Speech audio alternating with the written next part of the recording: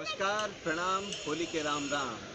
मैं प्रतीक camera woman Manisha के साथ घारापुर की गुफाओं से यानी कि एलिफेंटा केव से मुंबई से आप सभी का हार्दिक अभिनंदन करता हूं।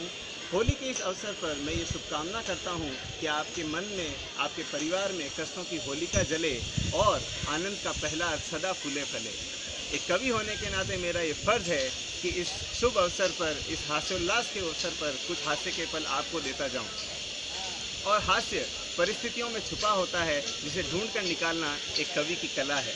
तो देखिए हास्य कैसे आता है परिस्थितियों में, आनंद लीजिए।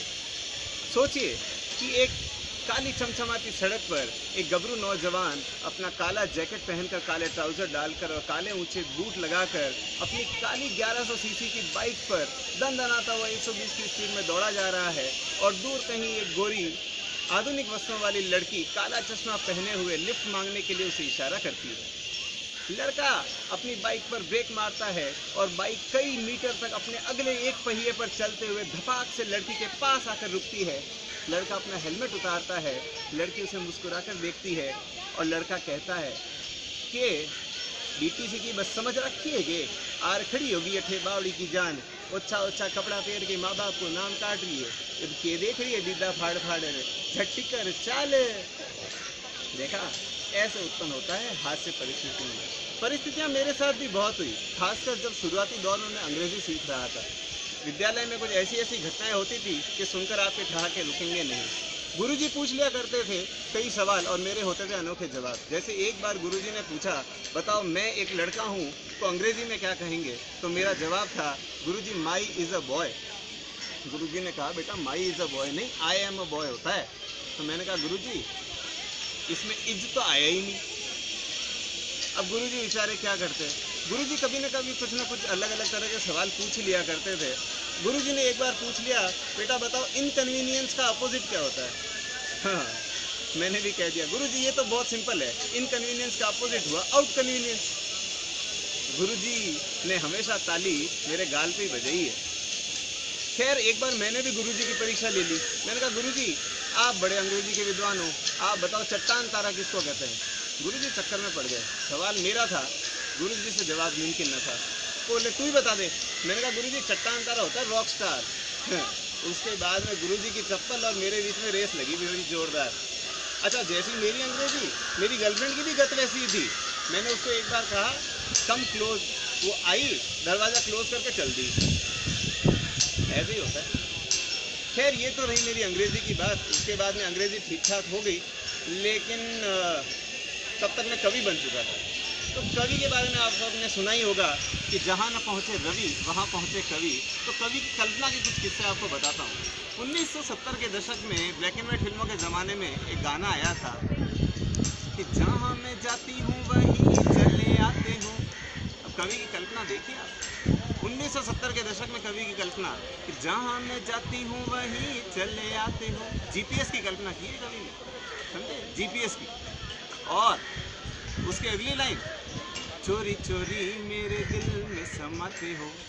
हैकिंग से भी आगाह किया कवि ने, इतनी आगे की चिंता है कवि को। ये तो बताओ कि तुम मेरे कौन हो। आधार कार्ड बनवाया ना आपने, जरूरी। अच्छा, कभी कभी ना कवि की कल्पना मुझे गड़बड़ लगती है। अब जैसे गाना था, पुराना गाना कि जादूगर सैया छोड़ो मोरी बैया, हो गई आधी रात अब घर जाने दो। रे बावड़ी, आधी रात होने तक तो तने बेरा ही कोई ना पटा है कतई। और इब जादू की ट्यूशन ले रही थी, इब आधी रात होने के बाद जो घर जाएगी तो तेरा बाप तो गड़ा घोटी देगा। बात कर रही है, हो गई आधी रात। अच्छा, हर बार कवि की गलती नहीं होती है। वो एक मूवी के गाने थे, मूवी का नाम मुझे याद नहीं आ रहा। वो गाना लिखा था कवि ने कि क्या देखते हो सूरत तुम्हारी। अब उसको कहाँ पता था कि फिरोज खान को जीनत अमान की सूरत में कतई कोई इंटरेस्ट नहीं। खैर एक और गाना था उसी मूवी का कि आप जैसा कोई मेरी जिंदगी में आए तो बात बन जाए। पर आधे से ज़्यादा लोग जानबूझ के गाते थे कि बाप बन जाए। क्या कर सकते। खैर, अपनी एक छोटी सी कविता आप लोगों के साथ शेयर करता हूँ जिसका नाम है टशन बॉय। ये छोटा सा हास्य व्यंग है आजकल की नौजवान पीढ़ी पर, खास करके लड़कों पर, कि घड़ी घड़ी क्यों हाथ झटक के घड़ी करे है सीधी, और नव युवती कोई आज पटे ना पटे थारे से दीदी, और पैर के चश्मा रंग बिरंगी क्यों मत ना लहर बनावे, और थारे जेड़ा 317 रोज शहर में आवे।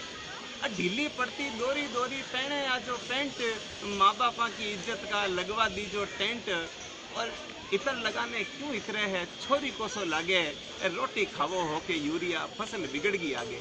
अने सोशल सोशल रमतो रहना धोक देती जाने, और भागवत गीता ना सुनिया इंग्लिश फिल्म बखाणे, और भर भर भूसो माथो वेगो 5 किलारो बाट, अंग्रेजी री टांग तोड़ने में समझे है ठाट, और मोट यार ना ठीमर दिखे रेवे टशन में बॉय, मोट यार ना ठीमर दिखे रेवे टशन में बॉय, तुलसीदास जी पहली कहेगा कलयुग एड़ो होए, ओ कलयुग एड़ो होए, ओ कलयुग एड़ो होए। तो अब आप सबसे विदा लेता हूँ, होली की फिर से बहुत बहुत शुभकामनाएं देता हूँ। उम्मीद करता हूँ कि मैंने आपको थोड़ा सा हंसाया, गुदगुदाया, और खूब रंग खेलिए, भंग पीजिए, खूब हुल्लड़ कीजिए, उमंग मनाइए, पर इतना ध्यान रखिए कि किसी से अपनी मौज मस्ती में दुराव न लीजिए। जय भारत, जय त्योहार, हैप्पी होली।